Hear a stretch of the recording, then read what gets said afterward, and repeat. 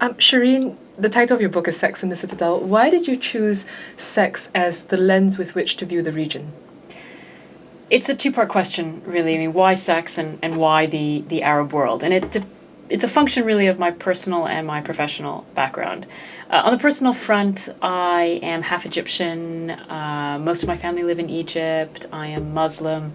But I grew up in the West, in Canada, very far from my Arab roots. And I never really thought much about my Arab heritage until September 11th. And then the events of that day, those tragic events, really stimulated me to want to know more about where I came from. That I chose sex as my lens, I know, is a little unusual, but the reason for that is from my professional background. So my background is in HIV/AIDS. I trained as an immunologist. I became the healthcare correspondent at The Economist magazine, and most recently, I was vice chair of the UN's Global Commission on HIV and the Law. I became interested in HIV in the Arab world, and if you want to understand what's happening around HIV, and we have an emerging epidemic, you need to look at sex, because upwards of half of cases of HIV, and those are known cases, which are really the tip of the iceberg, are transmitted through sexual intercourse. And the taboos around sex are a huge obstacle to confronting this emerging problem. So looking at sex through the lens of HIV was extremely useful because it gave me a sort of coat of, like a cloak of respectability. I could put on my white coat of HIV and start talking to people in conservative communities, whereas that wouldn't really be possible if I said, hey, you know what, I want to talk about sexual rights. Because there you have a medical interest, so it's rather different. Exactly. But once you get in the door, you take off your white coat, and then you start talking about sexuality. And that's not just attitudes and behaviors, it's also values and beliefs. And what I found was extremely interesting is that looking inside the bedroom gives you a view of what's happening outside the bedroom. Because in our sexual lives, we are influenced by politics, by economics, by religion, by tradition, by gender, and by generations. And so at the end of the day, if you really want to know a people, you start by looking inside their bedrooms. And that's exactly what I did for 5 years traveling across the Arab world. And one of the things that I think, is very present in both, just talking about sex and the Middle East, are of course gender roles. Did you find anything interesting about gender roles in terms of what's happening in the Arab world? Are they sort of changing, or are they really just, staying the same, status quo?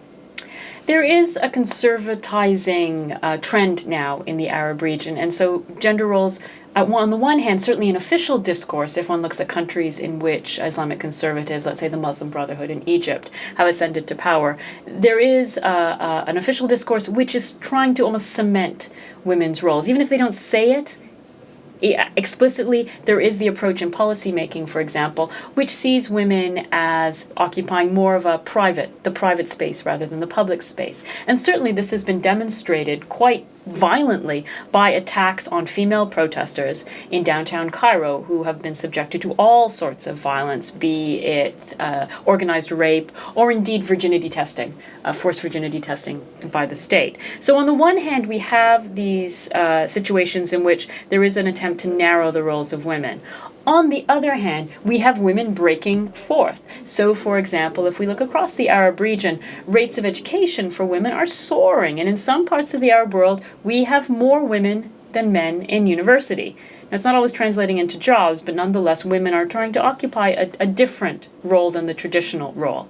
When it comes to sexual life, however, things are rather different. And I would characterize the situation of men and women as being that of a double standard. In Islam or Christianity, believers are enjoined to remain chaste before marriage. But we are talking about patriarchies in this part of the world. And so in a patriarchy, boys will be boys, and they have sex before marriage, and people more or less turn a blind eye. Not so for women. The emphasis on female virginity is very, very strong in the Arab world. It is absolutely vital to be a virgin on your wedding night. And we have all sorts of practices and ceremonies and rituals to either preserve virginity or demonstrate virginity, or recreate a reasonable facsimile of virginity, that being the question of hymen repair. And at the end of the day, also, virginity, defined as a piece of anatomy, an intact hymen, is not just an individual concern. a girl's virginity is a family concern because her sexual honor is related to the family's And honor. then a societal concern as well. But particularly the honor of her men. And this is why the phenomenon of the honor killing persists in the Arab region. And most recently, we've had a number of stories from Jordan and Egypt, for example, of these horrific killings of women who are thought to have impugned the family's reputation. And this is almost always to do with some sort of sexual misdemeanor. And somehow it is not seen as dishonorable that a man would kill a woman for some perceived sexual transgression. It is seen as a badge of honor rather than a badge of dishonor, which is what it really is. Which is, I suppose, how something that's private and sexual translates into public violence to a certain extent as well. Absolutely. The public and the private have a very tense relationship in the Arab region. And at the end of the day, what we're really talking about in sexual taboos is about the appearance as opposed to the reality. It's not that people aren't having sex outside of marriage, which is the citadel I talk about, the fact that the only socially accepted context for sexual life is marriage that is approved by your family, approved by religion, registered by the state. It's not that people aren't stepping outside that. Of course they are. But they don't want to be seen to be doing that. And one of the big problems we have is how do we reconcile appearance and reality? And again, this problem has many manifestations, but for example, in official discourse, we have young people having sex outside of marriage because marriage has become very expensive in many parts of the Arab world and they have to wait to get married. The problem is that officials, for example, don't want to acknowledge this by providing sexuality education in schools. Why do these young people need to know about these things? Surely they're not having sex before marriage. Well, of course they are. This is the appearance versus the reality. The fact that girls are defining virginity as an intact hymen leads them to, for example, have anal sex or oral sex without using a condom, opening them to all sorts of problems, including the prospect of pregnancy, but also HIV/AIDS. But again, the importance is the appearance rather than the reality. Huge gap there that we somehow need to find a way to narrow. And these are all parts of the story, parts of stories that you have in the book. And as you mentioned, 5 years, across several different countries, talking to all sorts of people. What has been the story that's kind of resonated with you and stuck with you after all this time? I'd say it's the story of Faiza. Faiza, a young woman I met in Casablanca. She is a fascinating tale because she illustrates both the dark side, the negatives, all the taboo, but also the hope that I also talk about in the book, the hope of change. So Faiza became pregnant through a one-night stand. But she knew so little about reproduction or sexuality because there's no education in schools, although she's a high school graduate, that she didn't realize that she could become pregnant through superficial contact. She didn't even realize she was pregnant until her mother noticed, telltale signs. So she was sent to a doctor hundreds of kilometers away. This doctor then offered her an illegal abortion, which was traumatic, and she was horrified by the suggestion. But the very fact that abortion is illegal or so highly restricted in many of our countries speaks to the fact that we don't look at flexibilities within Islam. Islam offers a wide range of interpretations on the subject of abortion, from complete prohibition to permitting it on a wide variety of grounds. But on abortion, as so many issues around sex, we have tended to gravitate now, because of the conservative environment, to the narrowest interpretation rather than the broadest. Okay. Faiza, when her pregnancy was no longer concealable, had to leave her family in the night because she was afraid of being attacked by her father or her brothers. So this is the question of the family honor and violence against women, which is a prevalent phenomenon, which I also discuss in the book and is a function of the patriarchy.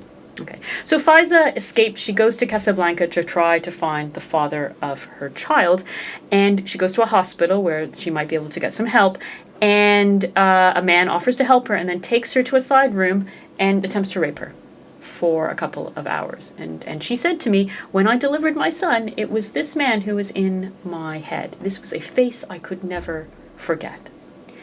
While Faiza is telling me this whole story, she pauses and then she says to me, but I am a virgin.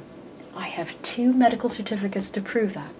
And so again, illustrates all these points, the points of conflict, the tension, and the importance to her that the one thing that made her feel, respectable was that she still had a hymen, although she, had conceived and had a child. So there's all that. The plus side of Faiza's story is that she did eventually find help in in the guise of an NGO called Solidarité Féminine. This is one of a number of civil society groups that are trying to grapple with the question of unwed mothers. So many of the services this organization provides are, for example, sex outside of marriage is technically illegal in Morocco. And obviously having a child outside of marriage would be proof positive of that.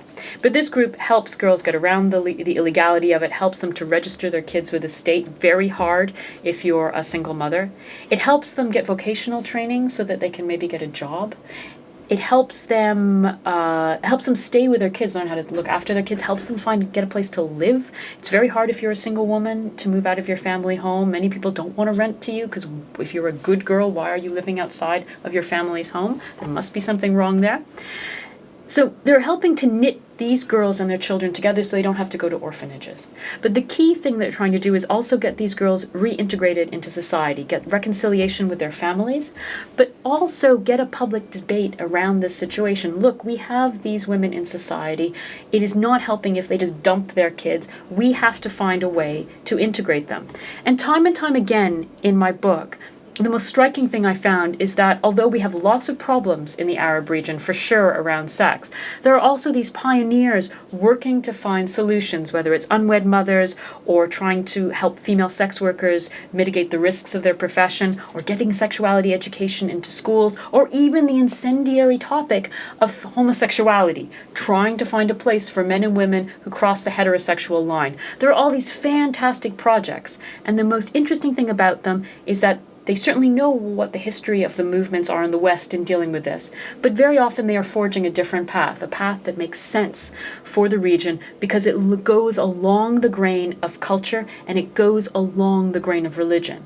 And at the end of the day, that's what we're talking about in the Arab region. We're not talking about a sexual revolution like we had in the West. We're talking about a sexual evolution. Thank you, Shereen. My pleasure.